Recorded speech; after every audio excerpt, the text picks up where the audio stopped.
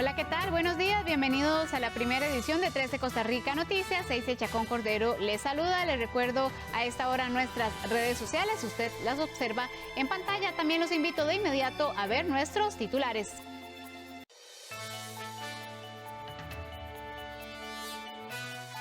Costa Rica contará con 2 fondos de inversión de capital de riesgo que inyectarán hasta $400 millones a pymes afectadas por la pandemia.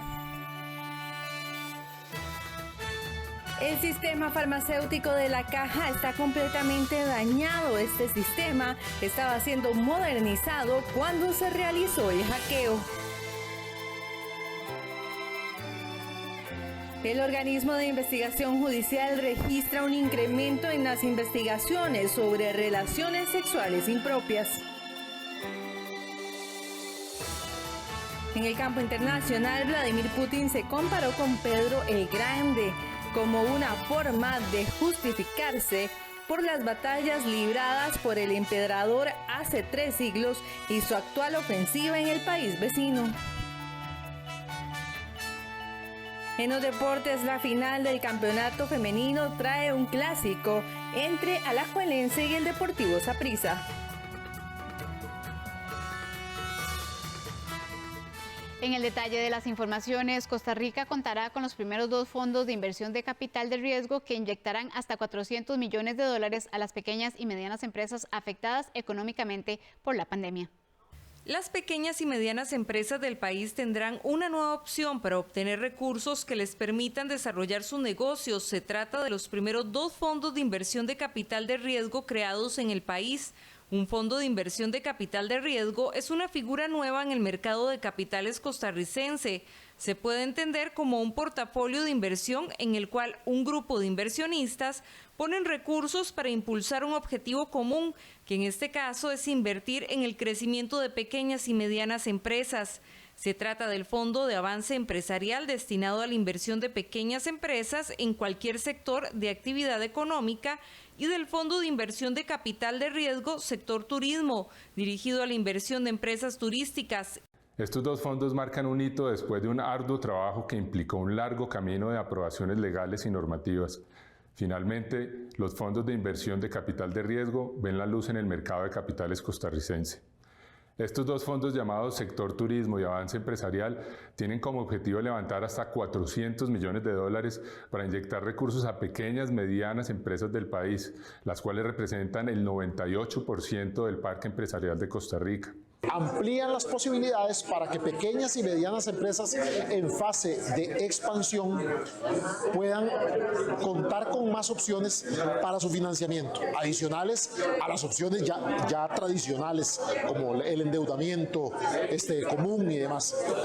Estos fondos de inversión permiten que inversionistas coloquen su inversión, su capital en estos fondos que a su vez inyectan capital a un grupo de pequeñas y medianas empresas de distintos sectores para que puedan crecer en el mediano y largo plazo de manera sostenida. El principal objetivo de estos 2 fondos es identificar empresas que han sido afectadas por la pandemia y que requieren financiamiento para continuar. Para optar por estos fondos debe ser pyme y que cuente con al menos 5 años consecutivos de operación. Los recursos obtenidos se podrán utilizar en capital de trabajo, inversión de capital y cancelación de pasivos. La idea es identificar empresas que antes de la pandemia tenían una ejecución y un historial bastante sólido, pero que producto de todo lo que ha pasado en los últimos 2 años han tenido resultados muy desfavorables que han mermado su condición patrimonial y por lo tanto los pone en una desventaja con respecto a reestructuraciones de crédito o con respecto a otras fuentes de capital que en Costa Rica, digamos, no existen, ¿verdad? Banca para el Desarrollo se convertirá en uno de los inversionistas de estos fondos con un monto de $2 millones. $1 millón se invertirá en el fondo Sector Turismo y el otro $1 millón se destinará al Fondo de Avance Empresarial. Si requiere más información, puede ingresar a la página www.procomer.com. Este jueves, el Banco Central intervino nuevamente en el mercado de monedas extranjeras Monex para frenar el alza en el tipo de cambio. En esta ocasión, el Banco Central intervino con 11.4 millones de dólares. Y es que pese a que el tipo de cambio bajó hasta 10 colones con las intervenciones de la semana pasada, nuevamente comenzó a subir y se puede encontrar en ventanilla hasta en 697 colones y en algunos bancos privados. La semana anterior, el banco intervino en varias ocasiones para un total de 111.4 millones de dólares, luego de que el dólar llegara a los 700 colones. Esta semana intervino el pasado lunes y este jueves para un total de 16 millones de dólares. El presidente de la República, Rodrigo Chávez, tuvo un primer día en la Cumbre de las Américas bastante ocupado. El mandatario sostuvo varias reuniones con representantes de empresas importantes que podrían significar más empleos para el país. La comitiva presidencial que está en Los Ángeles, Estados Unidos, finalizó su participación en el primer día de los eventos oficiales relacionados con la 9ª Cumbre de las Américas. El miércoles, la agenda del mandatario Chávez inició con un encuentro bilateral con el comisionado de las Naciones Unidas para los Refugiados, Filippo Grandi, con quien conversó sobre políticas de refugio en el país. Conversamos con las Naciones Unidas. El mensaje es: Costa Rica es un país caritativo, pero estamos teniendo problemas económicos para ayudarle a estas personas refugiadas y otros tipos de migrantes de una manera como ellos merecen. Entonces hay un tema humanitario y un tema económico, y Costa Rica hará lo posible por, en la medida de nuestros medios, continuar ayudando. Y el papel de la ACNUR es ayudar a Costa Rica a lograr esta responsabilidad más compartida con otros países, porque se mantenga el ejemplo muy importante, muy inspirador de Costa Rica como país de acogida y de tradición humanitaria. Por otra parte, el presidente Chávez Robles participó en el panel de la Alianza para el Desarrollo en Democracia, junto a los mandatarios de Panamá y República Dominicana, Laurentino Cortizo y Luis Abinader. La agenda continuó con la participación en la mesa redonda US Chamber of Commerce, en la que estuvo presentes los sectores del turismo, salud y telecomunicaciones. Las actividades continuaron con el inicio de los encuentros bilaterales con gerentes generales de empresas líderes en varios sectores que invierten en la región. Esto con el fin de traer más y mejores empleos para los costarricenses. Entre las empresas con las que el presidente tuvo contacto están Amazon, Meta, Google, Coca-Cola y Medtronic. Coca-Cola ha hecho una inversión muy importante en Costa Rica. Es la planta más moderna del mundo de Coca-Cola en nuestro país, en Guanacaste. Acordamos pasos específicos para promover el empoderamiento de las mujeres, para ojalá crear más empleo en Costa Rica con Coca-Cola como empleador. Tenemos muchos intereses en común, seguimos adelante. La última actividad del día fue la ceremonia inaugural de la Cumbre de las Américas, ofrecida por el presidente de los Estados Unidos, Joe Biden. Este jueves 9 de junio, el presidente de la República, Rodrigo Chávez, continuó con su participación en la 9ª Cumbre de las Américas y a las 9:50 de la mañana participó en una ceremonia de firmas sobre la Declaración América por la Protección del Océano. A las 11 de la mañana, el presidente Chávez continuó su participación en el CEO Summit y al mediodía tuvo una reunión con la directora de la OPS, Clarissa Etienne. Ya a las 12:50, Chávez sostuvo una reunión con el secretario de la OEA, Luis Almagro, y a la 1:50 de la tarde, Chávez se reunió con el secretario general de la ONU, Antonio Guterres. Luego a las 5:50 de la tarde tuvo una reunión bilateral con el primer ministro de Haití. La última actividad del presidente fue a las 7:50 de la noche, donde participó en una cena con el presidente de los Estados Unidos, Joe Biden. Durante el jueves, 47 personas ofrecieron más de 2.000 puestos de trabajo en la feria que se realizó en el Colegio de Ciencias Económicas. Las largas filas no faltaron, lo que provocó que la actividad se extendiera más para dar oportunidad a las miles de personas que asistieron para aprovechar estas plazas vacantes. Así lucían las afueras del Colegio de Ciencias Económicas en San Pedro. Desde muy temprano, miles de personas se dieron cita a la feria de empleo que organizó este colegio profesional.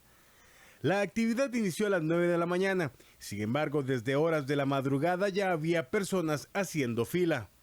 En total, 47 empresas ofrecían 2.875 puestos de trabajo.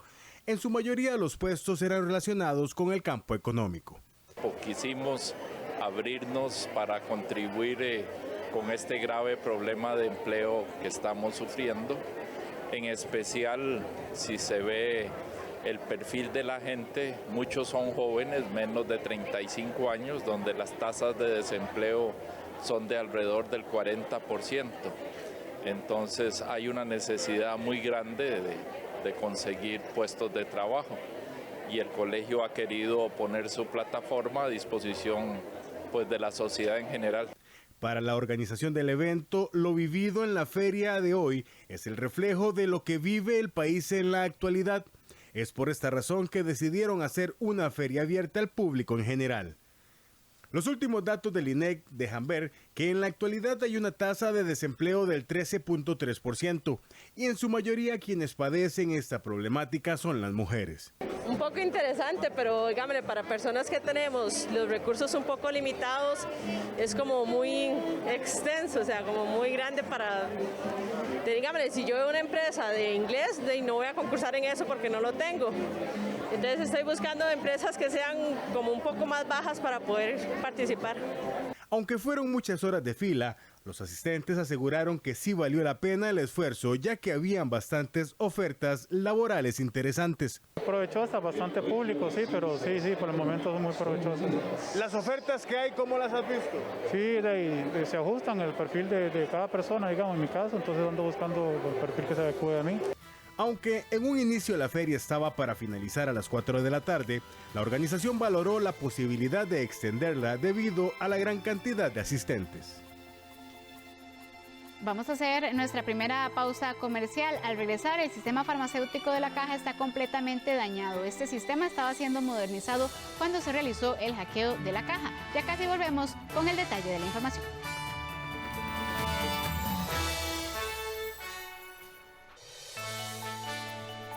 Continuamos con más información. La jefa de fracción del partido oficialista, Pilar Cisneros, propuso reducir de 4 a 2 las sesiones semanales en el plenario y aumentar el tiempo de trabajo en las comisiones.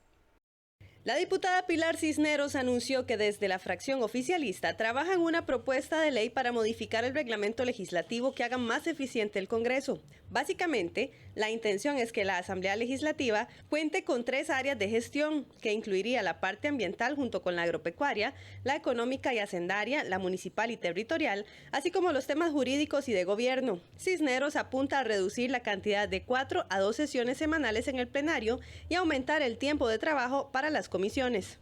Nosotros necesitamos tiempo para lo importante y lo relevante, no para seguir con esta manera de trabajar que por lo menos a mi juicio, y lo digo como novata y no tengo ningún problema en reconocerlo, no nos permite profundizar, no nos permite estudiar, explorar, comparar, y realmente eso es lo que necesitamos si queremos impactar. La propuesta de hacer más eficiente el Congreso tiene buena aceptación en el resto de las fracciones. Como está la situación con la cantidad de comisiones que tenemos, no nos está alcanzando el tiempo. Y sobre todo, dejarle claro a la ciudadanía, siendo que esta es una reunión pública, que desde ningún punto de vista esto es un afán por reducir la cantidad de trabajo, sino por hacerlo más efectivo. Eficiencia no es aprobar la mayor cantidad de leyes. Eso es eficacia. Y la diferencia entre eficacia y eficiencia es que eficacia es lograr un objetivo rápidamente. Eficiencia es lograr ese objetivo para producir los mejores resultados posibles, ¿verdad? Entonces busquemos la eficiencia, no la eficacia. No necesitamos acelerar la aprobación de las leyes. Lo que necesitamos es crear las condiciones para que se aprueben las leyes que el país necesita. Insisto, más velocidad, si la velocidad resta profundidad, es contraproducente para el procedimiento legislativo, y que si existe, que lo observo, una visión compartida al respecto, las reformas al reglamento que puedan ayudar a ganar en profundidad son bienvenidas. Por su parte, el presidente del Congreso, Rodrigo Arias, coincide en que hay demasiadas comisiones actualmente y que el tiempo para discutir los proyectos de ley es limitado. Sin embargo, indicó que reducir la cantidad de sesiones pondría en riesgo la dinámica de control político, que es una herramienta para fortalecer la democracia. Hay demasiadas comisiones Los diputados tienen muy poco tiempo para analizar los verdaderos problemas en cada comisión, y en el plenario lo que tenemos de control político pues son media hora que se distribuye entre las fracciones y son 5 minutos por fracción. Y entonces realmente no hay un espacio para hacer un verdadero debate político sobre los temas nacionales. Actualmente el plenario sesiona de lunes a jueves. Los nuevos papás podrán pasar más tiempo con sus hijos en su primer mes de vida luego de que se creara la licencia de paternidad. Dentro de las nuevas reformas, en caso de adopción, se les permite a ambos padres dividir el periodo de licencia. Costa Rica dio un avance importante en derechos de paternidad, luego de que entrara en vigencia una ley que le permite a los papás gozar de una licencia tras el nacimiento de un hijo o una hija. Desde el viernes pasado, los nuevos papás tendrán 2 días libres en cada una de las 4 semanas siguientes al nacimiento. Anteriormente, solo instituciones públicas y algunas empresas privadas les permitían a sus trabajadores gozar de este beneficio. En otros casos, los nuevos progenitores tenían que reincorporarse al trabajo de manera inmediata. Con la nueva licencia se le da a los hombres la oportunidad de pasar tiempo con sus hijos y a la vez también asumir el cuidado del niño o la niña en sus primeros días. Constituye un gran avance a nivel nacional en el sentido de este otorgamiento de la licencia de paternidad, en el sentido de que equipara de una u otra manera esa posibilidad que tiene el padre de familia, el padre biológico, ¿verdad?, de poder acoplarse a este espacio con el menor en aras de proteger, ¿verdad?, los intereses del menor por medio del principio ulterior del niño. A pesar de la buena noticia de la creación de esta licencia, la abogada Carolina Quiroz aclara que hay un vacío que deberán llenar los patronos, y es que la ley no indica cómo se deben disfrutar los 2 días de licencia, si de manera consecutiva o alternada, y tampoco aclara si el empleado tiene derecho a escoger los días.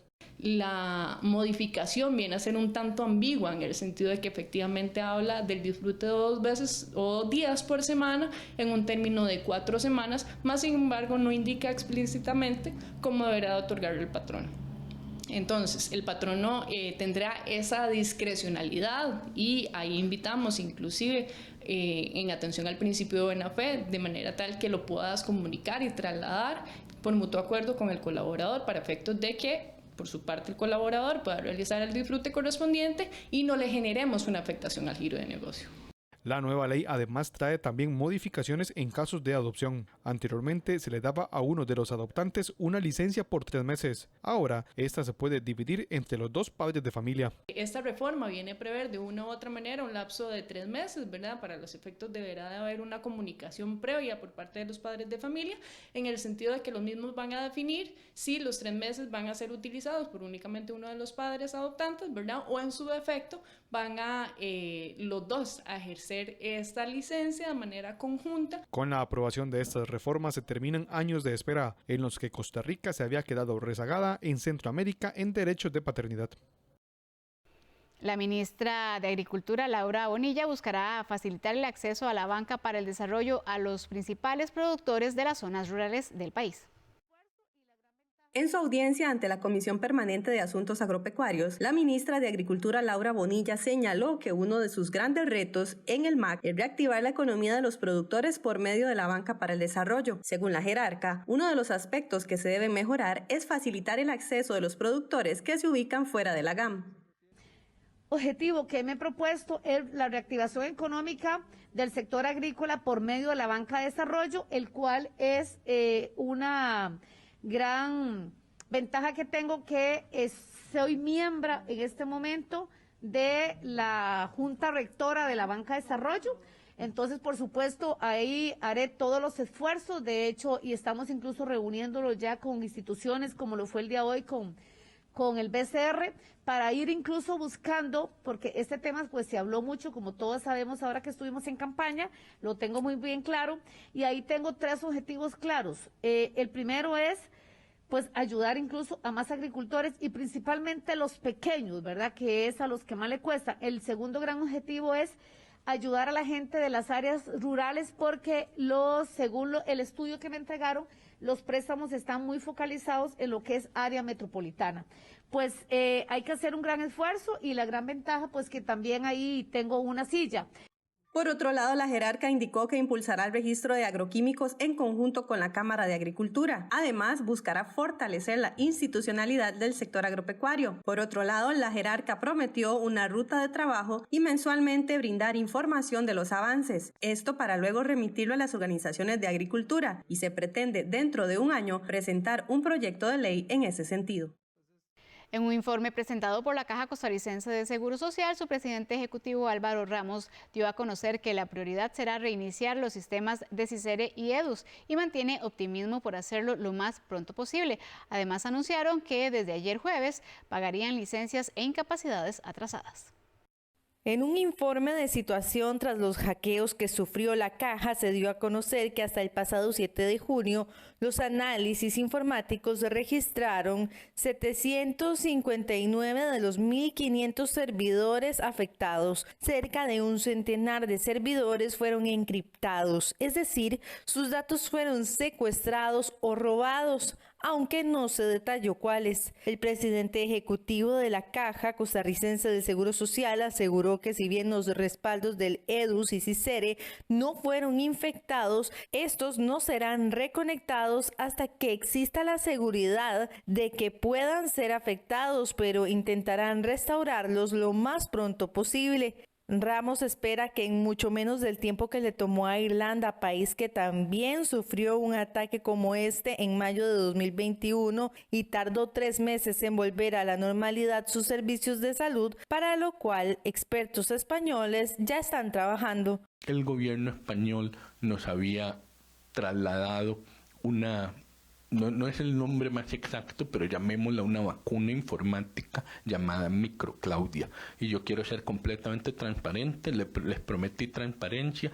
Hay una controversia a lo interno de la administración pública porque los españoles, el MISIT y Casa Presidencial, los reportes que tienen es que únicamente teníamos 13 máquinas debidamente conectadas al Microclaudia. Nuestro departamento de TI dice que teníamos casi 1.800. ¿Por qué esta discrepancia? Aún no lo sabemos. Y por eso es que Casa Presidencial prometió una investigación. Tenemos que hacer esa investigación sí o sí. ¿Por qué? Porque hay que resolver qué pasó acá, ¿verdad? Porque pudo haber hecho una gran diferencia si los 1.800 las 1.800 unidades informáticas hubieran estado con esta vacuna. Según el informe dado a conocer este miércoles por el gerente médico de la Caja, Randall Álvarez, a pesar de que los hospitales y centros de salud están trabajando sin expedientes electrónicos, se ha podido dar la consulta externa normal en un 85%, mientras que radiología e imágenes alcanza un 82%. En cambio, el tema de farmacia y laboratorio es muy diferente, ya que han sido altamente afectados. Servicios que han sido altamente afectados, pero que también ha significado un mayor esfuerzo por parte del personal, son los servicios de farmacia y laboratorio. Aún así, el 71% de nuestros servicios de farmacia opera con normalidad y el 29% con afectación parcial. Aprovecho el tema de las farmacias para reiterar el llamado a todos los habitantes, a todos los usuarios de nuestros servicios para que nos ayuden a seguirles sirviendo. ¿Cómo lo vamos a hacer? Precisamente con información que ustedes nos pueden hacer o aportar en el momento en que se presenten a los servicios de salud. ¿Qué tipo de información? Si requieren continuidad de tratamiento, lleven el tratamiento que en este momento están consumiendo. Además, en las últimas horas se informó que se priorizará la toma de muestras de COVID-19 a pacientes con condiciones de riesgo clínico epidemiológico tras el hackeo de los sistemas informáticos. Esta medida se incluye en un plan de contingencia de la Caja avalado por el Ministerio de Salud, el cual se diseñó debido a la capacidad reducida de la institución para producir la información para la notificación obligatoria con la oportunidad requerida. Y como lo vimos en la nota anterior, si bien EDUS y CICERE mantienen el respaldo, el caso del sistema farmacéutico de la Caja está completamente dañado. Así lo dio a conocer el presidente ejecutivo de la Caja en el programa Conversaciones con Ernesto Rivera.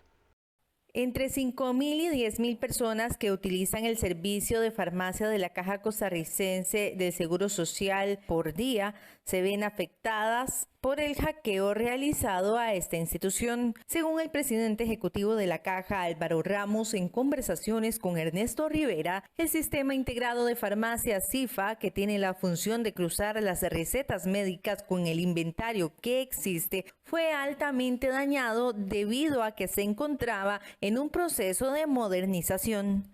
El CIFA está en un proceso de ser migrado a lo que llamamos el CIFA Web. Entonces ahí sí hubiera estado todo en la nube, hubiéramos tenido respaldos en la nube y hubiéramos tenido el mismo proceso que estamos teniendo con el EDUS y con los demás.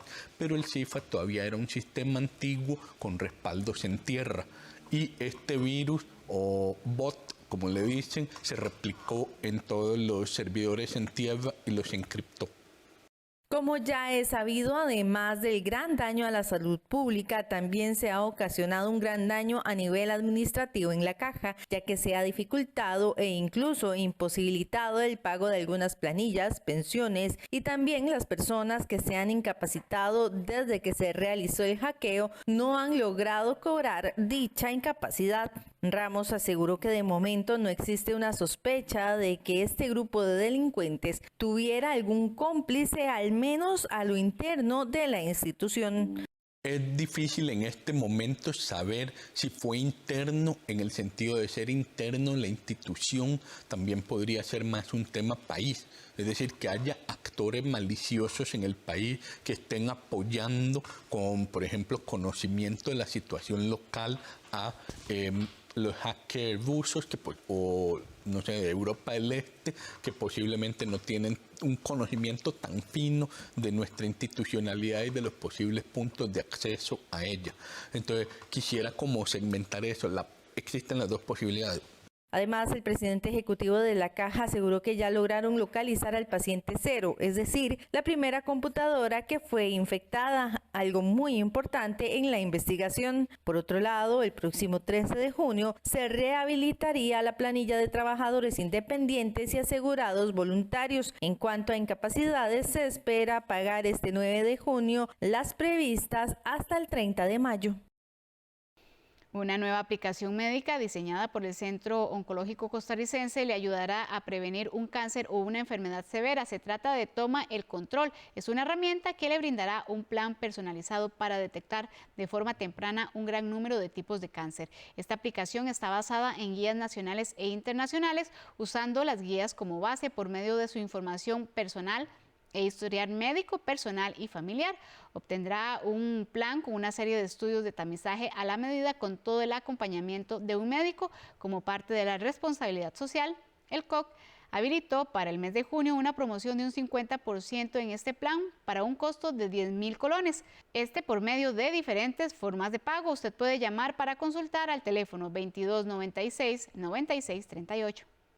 Y de acuerdo a las estadísticas de la Organización Mundial de la Salud, para el año 2040, o sea, dentro de 18 años, las incidencias o el número de casos o el número de muertes por cáncer en el mundo y especialmente en Costa Rica se van a duplicar. Entonces, ¿eso qué va a decir? Si actualmente el cáncer es la segunda causa de muerte en Costa Rica, muy probablemente dentro de 18 años va a ser la primera causa de muerte. ¿Qué herramientas tenemos nosotros para poder reducir la mortalidad por cáncer? Bueno, dichosamente, el Centro Oncológico Costarricense desde hace 3 años viene trabajando una herramienta que ya se usaba en otros países, que es las formas de pesquisaje o las formas de tamizaje. ¿Qué quiero decir con esto? ¿Cuáles son los exámenes que usted debe realizarse de acuerdo a su historia clínica, de acuerdo a sus hábitos personales, de acuerdo a sus enfermedades actuales? ¿Cuáles son los riesgos que usted tiene de desarrollar un cáncer? La Asociación Nacional de Empleados Públicos y Privados, ANEP, celebró la intención del Consejo Nacional de Salarios de someter a discusión la revisión del monto actual del salario mínimo, considerando los altos costos de los combustibles y otros productos de la canasta básica. En la ANEP aseguran que lo habían planteado en una carta al presidente de la República, Rodrigo Chávez, desde el 9 de mayo anterior, y habían solicitado que se emita una revaloración general del valor actual de los salarios. En la ANEP asegura que ellos plantearon como primeros puntos en la carta enviada al presidente algunos aspectos relacionados con la política salarial del sector privado, y ya que la población sufre por el alto costo de la vida y el crecimiento de la desigualdad. Desde la ANEP esperan recibir una convocatoria para presentar ampliamente los argumentos sobre la necesidad de una fijación extraordinaria de los salarios. Vamos a una pausa comercial. Al regresar, el OIJ registra un aumento en las investigaciones sobre relaciones sexuales impropias. Ya volvemos con el detalle de esta información.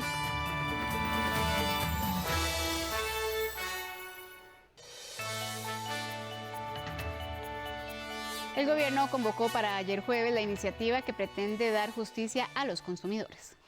El proyecto de ley 22.901, Ley de Acceso a la Justicia para las Personas Consumidoras, propuesto por consumidores de Costa Rica, fue convocado por el Poder Ejecutivo este jueves. Este proyecto pretende aumentar el plazo para interponer denuncias de 2 meses a 1 año. Además, las resoluciones de la Comisión Nacional del Consumidor se convierten en títulos ejecutivos para que los clientes exijan su cumplimiento, indicó el presidente de esta organización. La Ley de Promoción de Competencia y Defensa Efectiva del Consumidor, en el apartado de consumidor, no se modifica desde el año 1994. El nuevo proyecto de ley representa algunas ventajas para la población consumidora, tales como, por ejemplo, el hecho de poder reclamar cláusulas abusivas en contratos de adhesión ante la Comisión Nacional del Consumidor y el cobro de daños y perjuicios. También representa la posibilidad de que las personas que viven en zonas rurales puedan acceder a los servicios y a las audiencias de la Comisión Nacional del Consumidor por vía remota, así como otros elementos que es importante que sean valorados por los diputados. La iniciativa pretende ser aprobada en segundo debate lo más pronto posible, concluyó Ulati. El OIJ registra un incremento en las investigaciones sobre relaciones sexuales impropias con menores de edad. La mayoría de las denuncias son interpuestas por el Tribunal Supremo de Elecciones o por la Caja Costarricense de Seguro Social.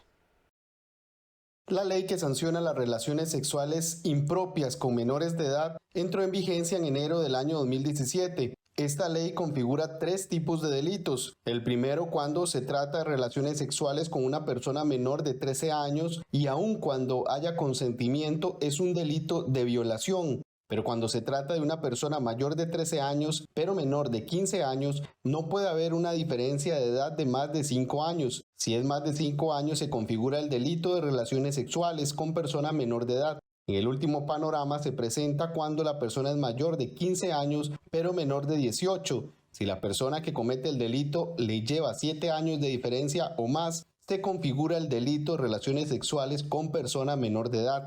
En el año 2020, el OIJ recibió 95 denuncias. Para el 2021 incrementó a 109. Y para este año se investigan 42 casos. Y estamos hablando acá de la Caja Costarricense del Seguro Social, que comunica eventualmente, ya sea por intervenciones sociales o por situaciones de atención a personas menores de edad en estado de embarazo, que comunica la situación de oficio al Ministerio Público, y el Ministerio Público le solicita al OIJ la apertura de una investigación. También tenemos el Tribunal Supremo de Elecciones, el Registro Civil, que comunica los nacimientos de personas menores de edad, donde la madre es una persona menor de edad. Eventualmente no se determina, o sí se determinó, la identidad y la edad del padre de esa criatura. En el caso de la ley contra el acoso sexual callejero tiene 3 delitos: exhibicionismo o masturbación, persecución o acorralamiento y producción de material audiovisual. También existen contravenciones, cuando una persona realiza palabras, gestos, silbidos, jadeos, y para que se configuren deben ocurrir en espacios públicos, espacios de acceso al público y dentro del transporte público. En el año 2020 el OIJ investigó 76 denuncias. Para el 2021 incrementaron exponencialmente a 269 casos y para este año se contabilizan 95 investigaciones. La ley entra en vigencia, me parece que en el año 2020. lógicamente la publicidad que se le da a la situación debido al conocimiento mediático de ciertos casos, dio a la población en general el conocimiento de la nueva ley, ¿verdad? De los cambios que se habían realizado y las situaciones que pueden denunciar de las cuales antes no podían denunciar. En el caso de las relaciones impropias es un delito de acción pública. Las autoridades pueden iniciar las investigaciones sin la denuncia de la persona afectada. Sin embargo, en el caso de los delitos por acoso sexual callejero, la víctima debe presentar la denuncia inmediatamente.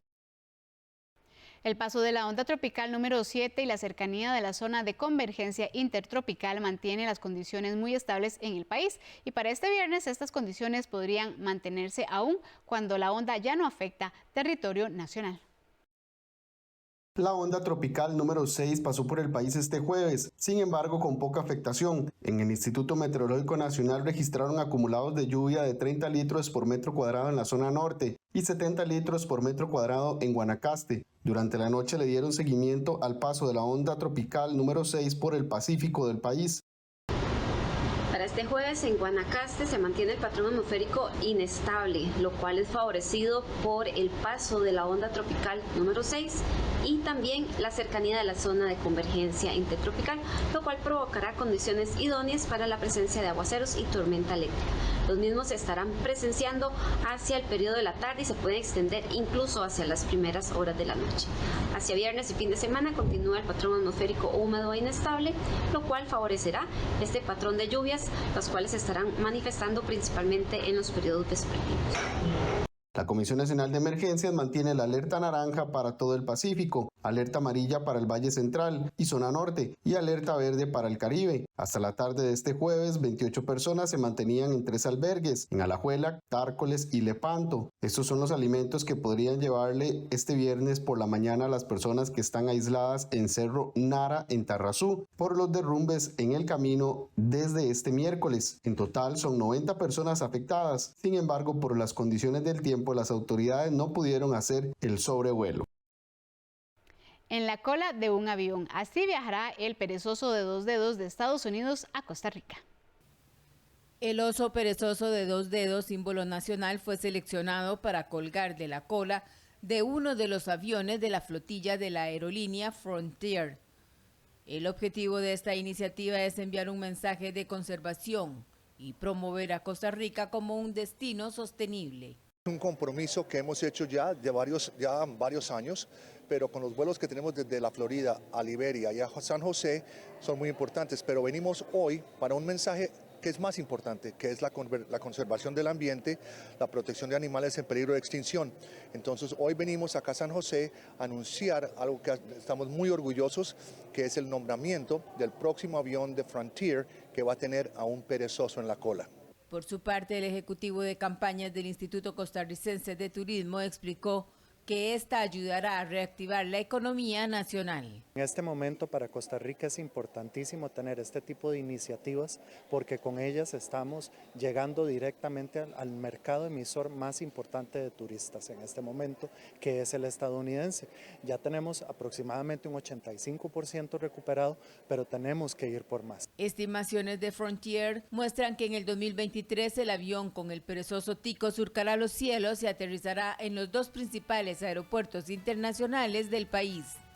El 24 de agosto de 2021, los perezosos de 2 y 3 dedos fueron nombrados como símbolo nacional. El país decidió protegerlos y declararlos una especie emblemática, ya que representan los esfuerzos de conservación nacional. Vamos a una pausa comercial. Cuando regresemos, Vladimir Putin se comparó con Pedro el Grande. Más detalles tras la pausa en las noticias internacionales.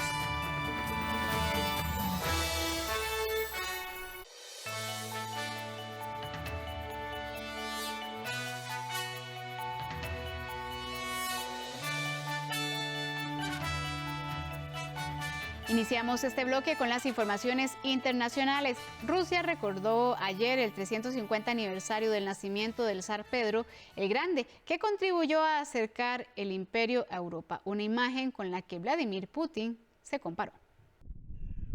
Rusia recuerda el aniversario 350 del nacimiento del zar Pedro el Grande, quien contribuyó al acercamiento del imperio a Europa. Pero su imagen contrasta con el momento actual de ruptura entre Rusia y Occidente debido al conflicto en Ucrania. Pedro el Grande gobernó primero como zar y luego como emperador desde 1682 hasta su muerte en 1725. Tras un viaje a Europa que le hizo tomar conciencia del atraso de Rusia, modernizó el imperio reformando el ejército, el Estado y la Iglesia, creando una marina de guerra e iniciando una revolución cultural. También construyó San Petersburgo, la capital imperial que consideraba una ventana abierta a Europa. Aquí todavía se mantiene el legado de Pedro y esto realmente es una ventana a Europa. Y a pesar de todos los acontecimientos que están ocurriendo en el mundo, San Petersburgo sigue siendo una ciudad admirable y muy cercana política y espiritualmente a la comunión con el continente. Para los historiadores, Pedro I puede ser una figura emblemática tanto para los partidarios de un liberalismo a la europea como para los partidarios de un Estado fuerte. Frente a nuestros ojos, a pesar de las declaraciones, de hecho esta ventana a Europa se está convirtiendo en una especie de pequeña claraboya que se está cerrando. Lo que contradice los cimientos del tipo de civilización que el Imperio Ruso estaba reclamando. Durante las conmemoraciones del jueves, el gobierno actual hace hincapié en su faceta de hombre fuerte del Estado. El presidente ruso Vladimir Putin comparó sus acciones con las del zar, que guerreó contra Suecia y ocupó una parte de su territorio, así como Finlandia y una parte de Estonia y Letonia. Él dirigió la guerra durante 21 años. Se podría decir que estaba luchando con Suecia tratando de arrancar algunas tierras. Sin embargo, no, estaba regresándolas y consolidándolas. Eso es lo que estaba haciendo.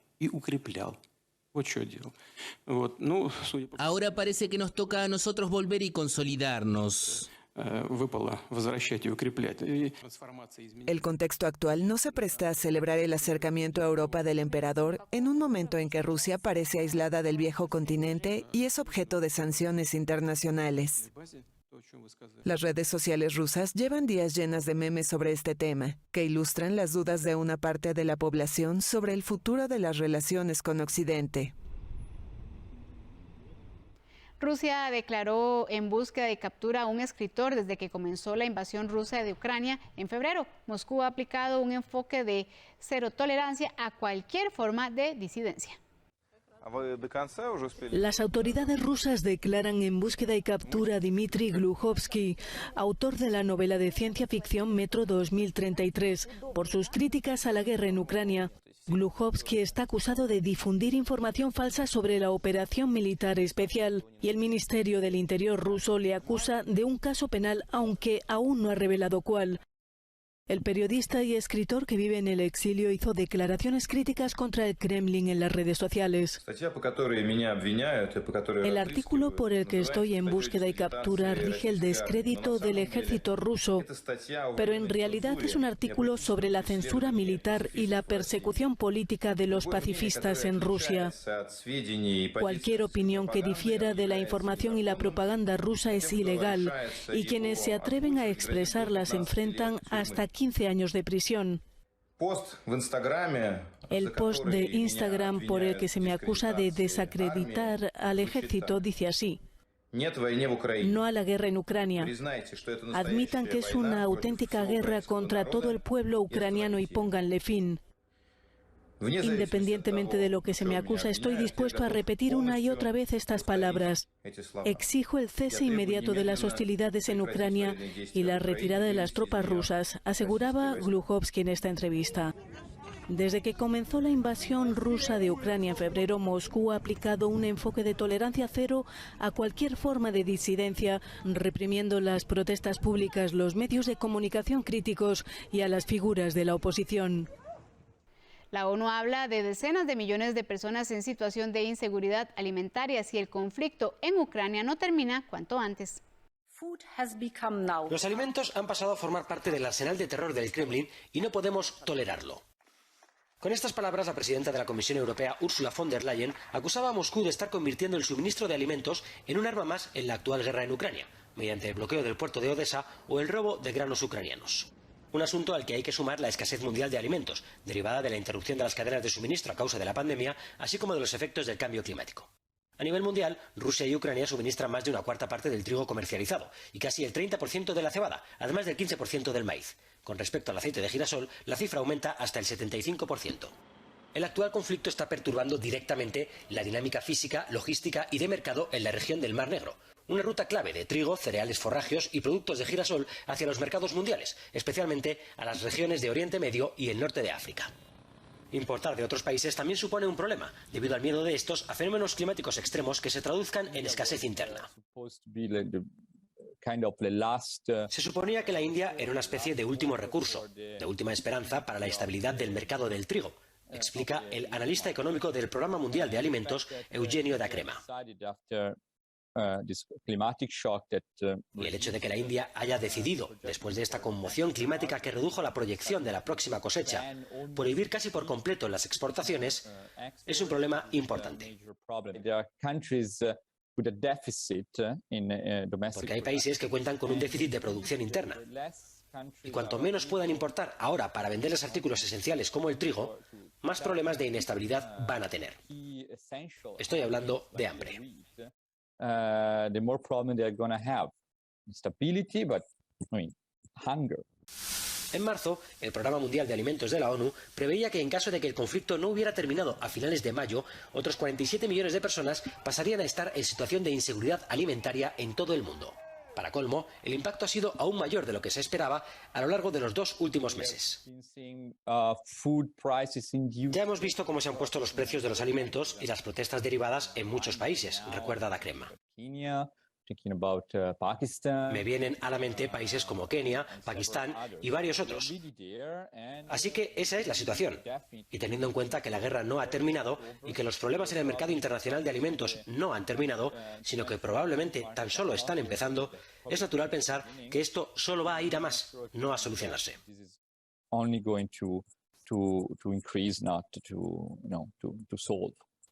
El Programa Mundial de Alimentos subraya cómo el mundo parece haber entrado en una nueva normalidad en la que, junto a los conflictos bélicos, factores como las sequías, las inundaciones o los huracanes diezman una y otra vez la agricultura y la ganadería, lo que podría provocar en cuestión de poco tiempo migraciones masivas. Shanghái volverá a confinar a 2.7 millones de habitantes para un test masivo.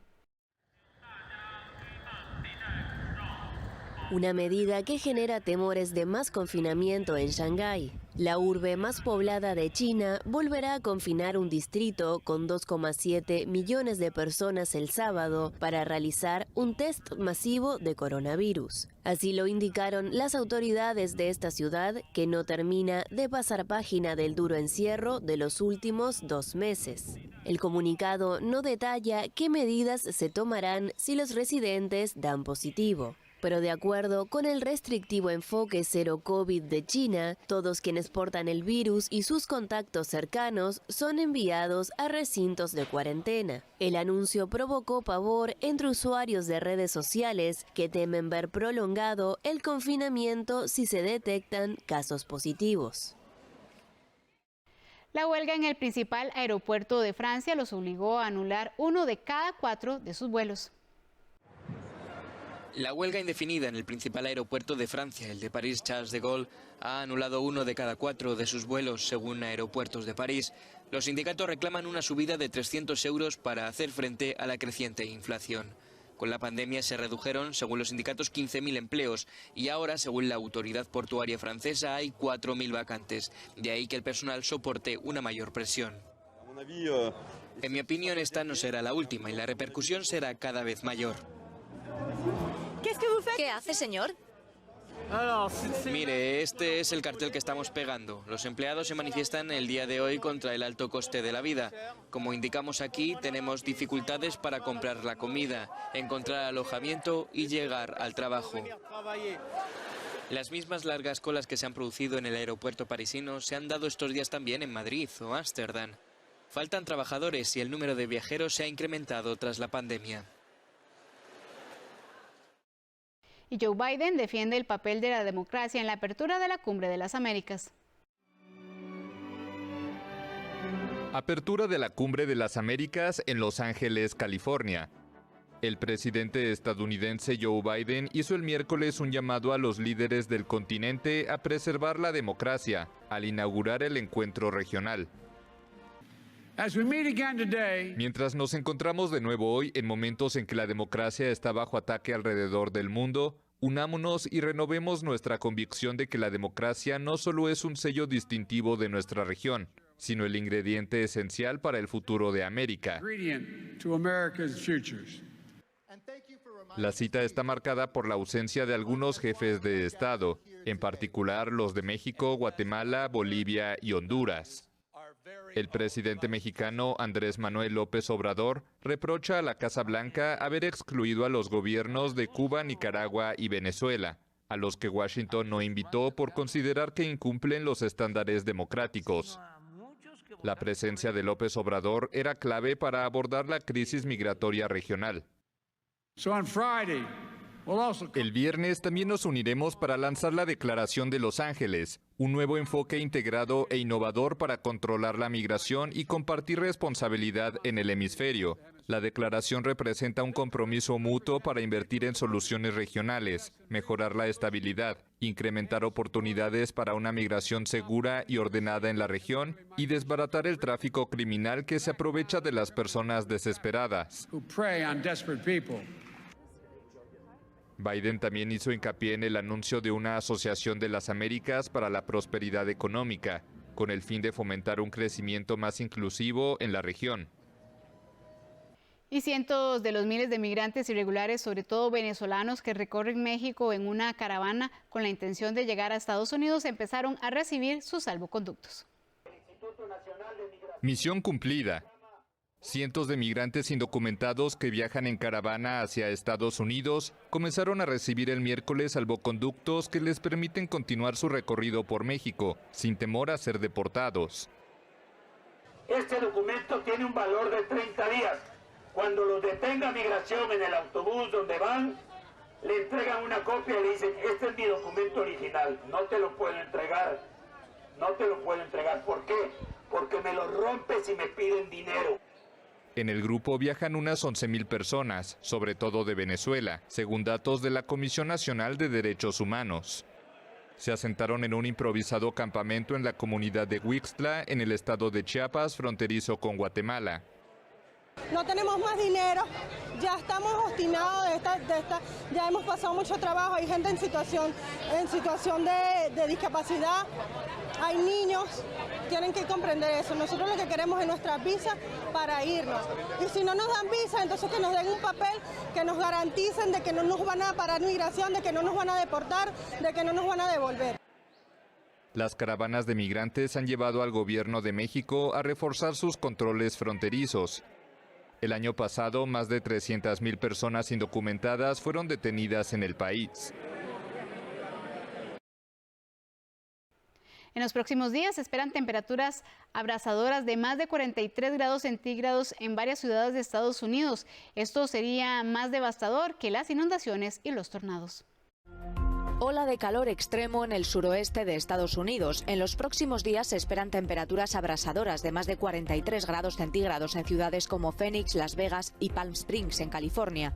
Los meteorólogos advierten del peligro de este calor excesivo que causa más muertes en el país que los huracanes, inundaciones y tornados juntos.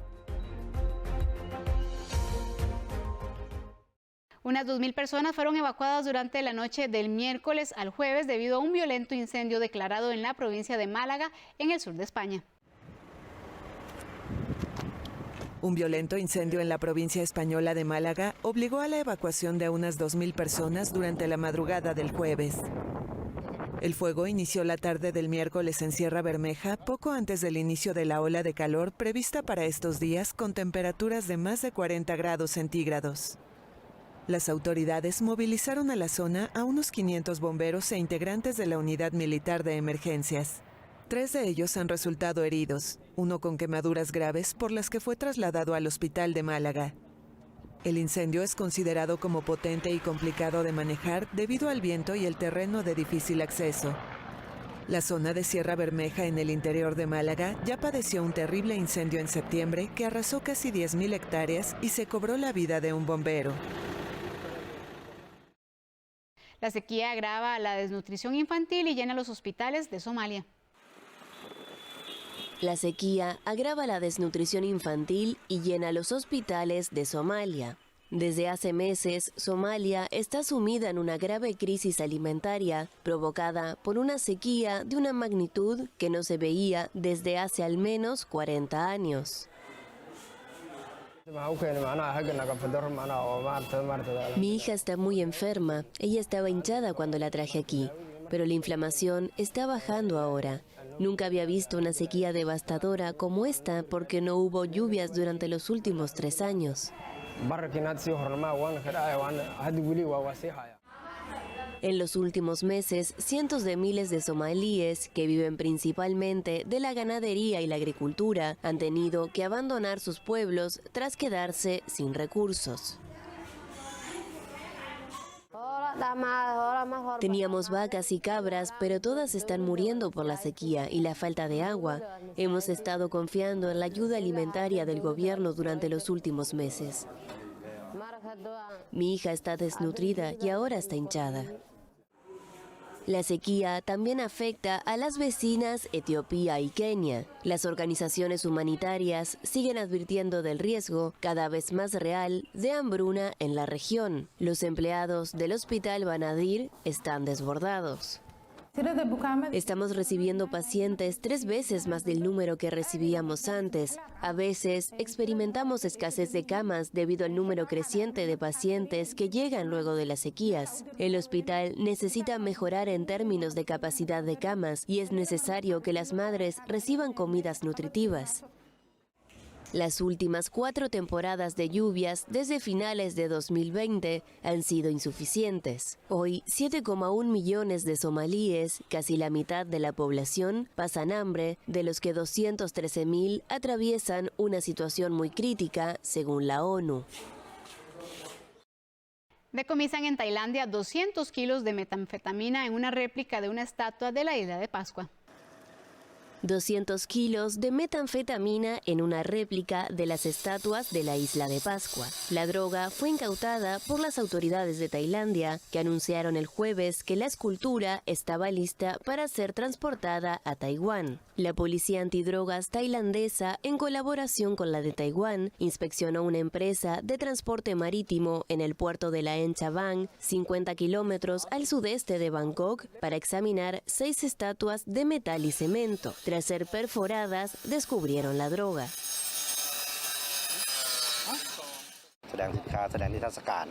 Los sospechosos declararon que la estatua era una pieza para una exhibición, pero luego de que trajeron la estatua no se exhibió en ninguna parte. La estatua se mantuvo en este almacén hasta que fue sellada y preparada para ser enviado de regreso. La estatua no estuvo involucrada en ninguna exhibición y por eso creemos que fue traída con el propósito de contrabandear drogas. La isla de Pascua, a 3.700 kilómetros al oeste de la costa chilena, en el Océano Pacífico, es famosa por sus estatuas de piedra talladas con forma humana. Nicolás Maduro firmó varios acuerdos con Erdogan para reforzar la economía de su país.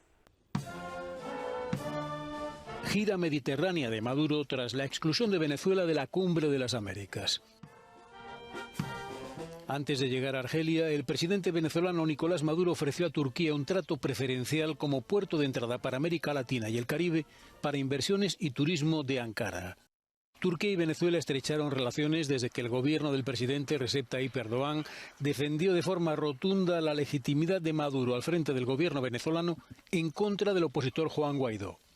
Tanto Maduro como Erdogan exhibieron diferentes acuerdos económicos. Es el momento, le he dicho al presidente, le he dicho a los inversionistas, es el momento para los inversionistas de Turquía en Venezuela, para que lleguen en el turismo, en la minería, en la industria, en la logística, en la banca, en petróleo, en gas, en oro, en carbón, llegue la inversión turca a Venezuela. Es el momento. Hay un amplio potencial de cooperación entre Venezuela y nuestro país en muchos campos, especialmente en comercio, energía, minería, contratación, salud, agricultura y turismo. Nuestro volumen de comercio, que estaba en el nivel de 150 millones de dólares en 2019, se duplicó el año pasado y para 2022 aumentó casi 3 veces para llegar a 850 millones de dólares.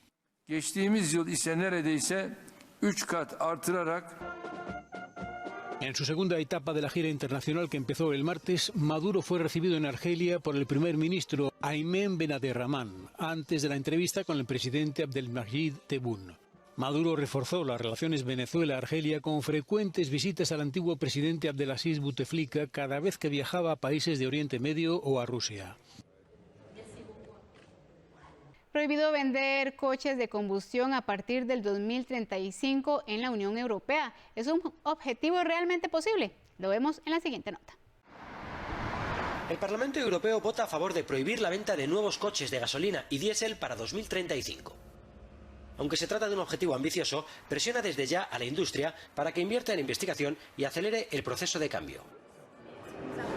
El coste actual de un vehículo eléctrico es demasiado caro para la mayoría de los consumidores, aunque los expertos creen que el precio irá bajando a medida que los gobiernos y la industria inviertan en ellos. De momento, un coche eléctrico sigue siendo una propuesta cara para el consumidor, confirma el experto en automóviles Conor Fonan. Pero tal y como están los combustibles actualmente, los atractivos son muy evidentes.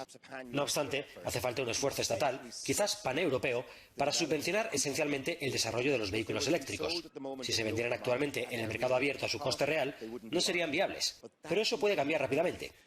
Y una vez nos vayamos involucrando, con la cantidad que se está invirtiendo en estas tecnologías, el cambio en las líneas de producción y con toda la industria automotriz europea pivotando lejos de los motores de combustión y yendo hacia los motores eléctricos, estos se volverán más baratos para el consumidor.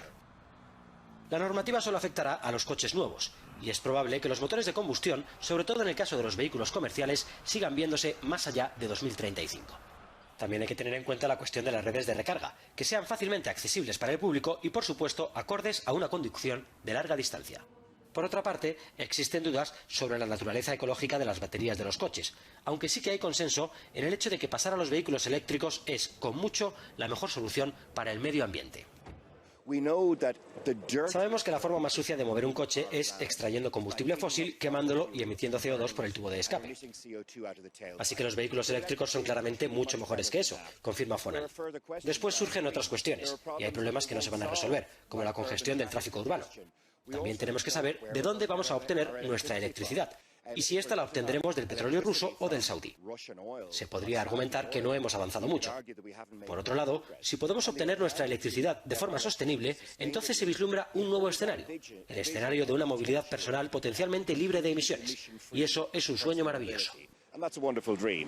El asunto se traslada ahora a los distintos gobiernos de la Unión, y es probable que los poderosos grupos de presión del sector del automóvil intenten diluir la legislación. Por lo pronto, el ministro de Transportes de Alemania ya ha mostrado su oposición, mientras que Volkswagen afirma que el objetivo es alcanzable.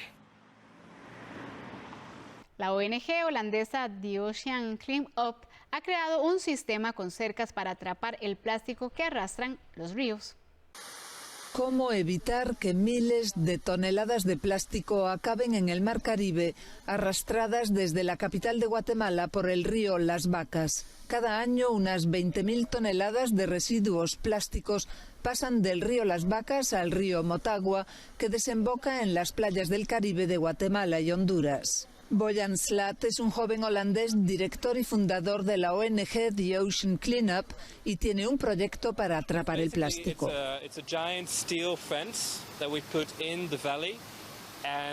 Es una cerca gigante de acero que ponemos en el valle. La basura golpea la cerca y cuando el caudal baja, usamos excavadoras para quitarla. Según esta ONG, los ríos son la principal fuente de plástico que va a los océanos y este es uno de los más contaminados del mundo. Costa Rica, Panamá, Ecuador y Colombia crearon la autopista Nemo, una ruta acuática de miles de kilómetros que protegerá la migración de la fauna marina. Proteger el corazón del Pacífico es el objetivo con el que nace la autopista Nemo. Un proyecto que se desarrolla fruto del acuerdo entre Costa Rica, Panamá, Ecuador y Colombia. Pretende preservar los corredores de migración de los peces, ya que estos a menudo se ven afectados por la pesca intensiva. Cuando los animales se alejan de sus zonas protegidas, vuelven a ser vulnerables a la pesca intensiva y a las actividades humanas. Entonces nos preguntamos, ¿por qué no regulamos y por qué no protegemos estas autopistas submarinas que conectan distintas zonas clave? Los científicos han podido comprobar con cámaras que las rutas existen. Así migran, por ejemplo, los tiburones martillo que se encuentran en extinción. Con la autopista Nemo tendrán una nueva oportunidad de vida. Si logramos proteger estos hábitats específicos o corredores que los animales utilizan durante sus migraciones, podremos finalmente darles una oportunidad, un cambio para que puedan respirar, una oportunidad para recuperarse. La autopista recorrerá miles de kilómetros en los que solo se permitirá la pesca local de peces no amenazados. A continuación hacemos un repaso por otras informaciones internacionales. Borradas las grabaciones de las cámaras del Stade de France. 12 días después de las agresiones y robos organizados ocurridos en la final de la Champions Liverpool-Real Madrid en el Stade de France, el escándalo está lejos de remitir. Muchas imágenes han sido ampliamente difundidas en las redes sociales, pero los investigadores no podrán ver las grabaciones de videovigilancia de las cámaras de seguridad. Todas ellas habrían sido borradas, oficialmente al menos, porque los vídeos solo están disponibles 7 días. Ni la justicia pidió que se revisasen ni ninguna otra instancia reclamó su conservación preventiva. Un escándalo para el alcalde de Liverpool, Steve Rotherham, que dio su testimonio al Senado por videoconferencia. Creo que el señor Darmanin puede haber intentado engañar no solo a la opinión pública de Francia, sino también a los medios de comunicación de todo el mundo.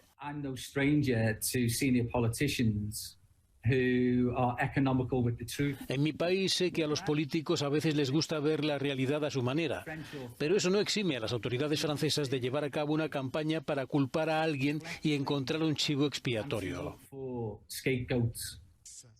Ante las quejas por robo sufridos por hinchas británicos y merengues que fueron objetivo de bandas armadas y organizadas y agresiones policiales a espectadores con entrada, el prefecto de policía de París, Didier Lallemand, reconoció ante los senadores únicamente un fallo de su responsabilidad sobre el número de aficionados sin entradas.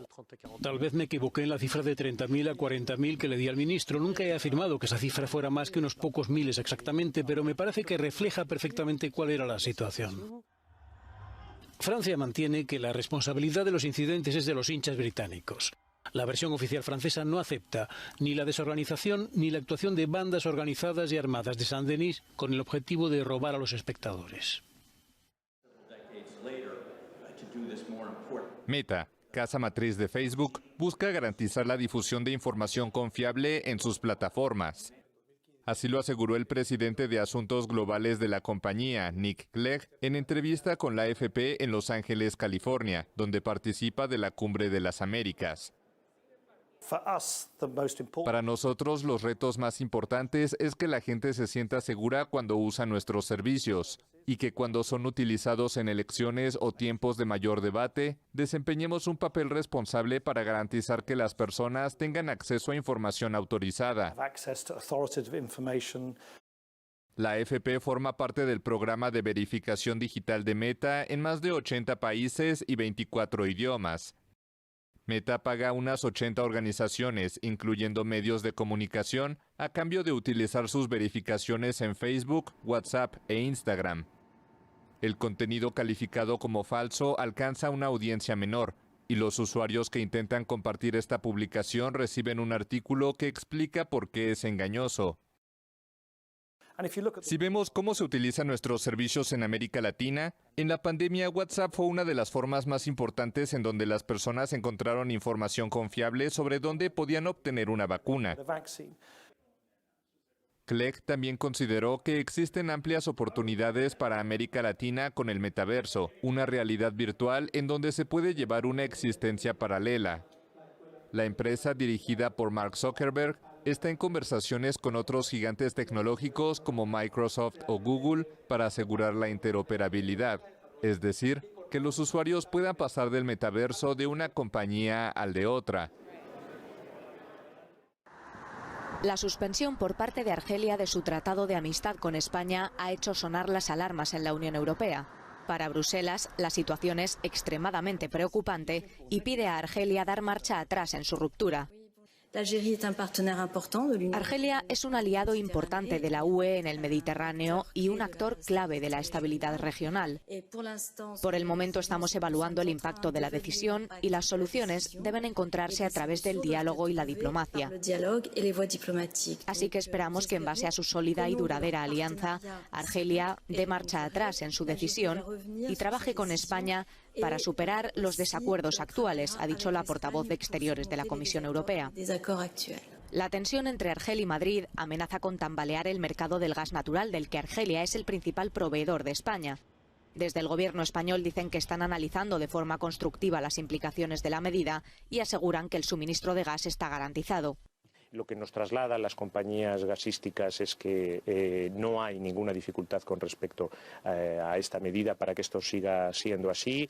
Quiero recordar las palabras el día 24 de abril del presidente de la República Argelina garantizando el suministro de gas a España. Las relaciones entre España y Argelia en lo que respecta al gas son relaciones contractuales entre compañías privadas, contratos que en principio cuentan con una vigencia de por lo menos 10 años.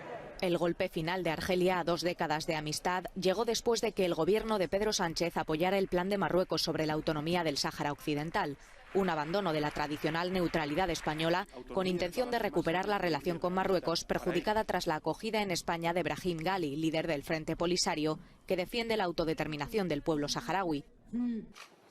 Para Argel, enemigo acérrimo de Rabat, el giro de España es injustificable.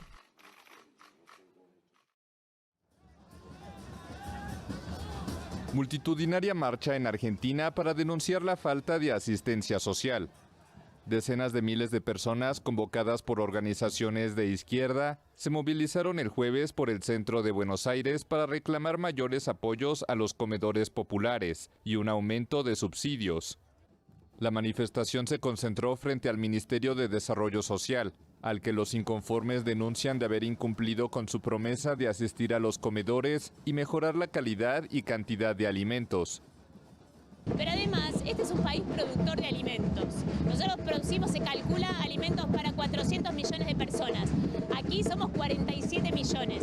Y no puede ser de que haya familias que hoy no puedan poner un plato de comida digno en su mesa.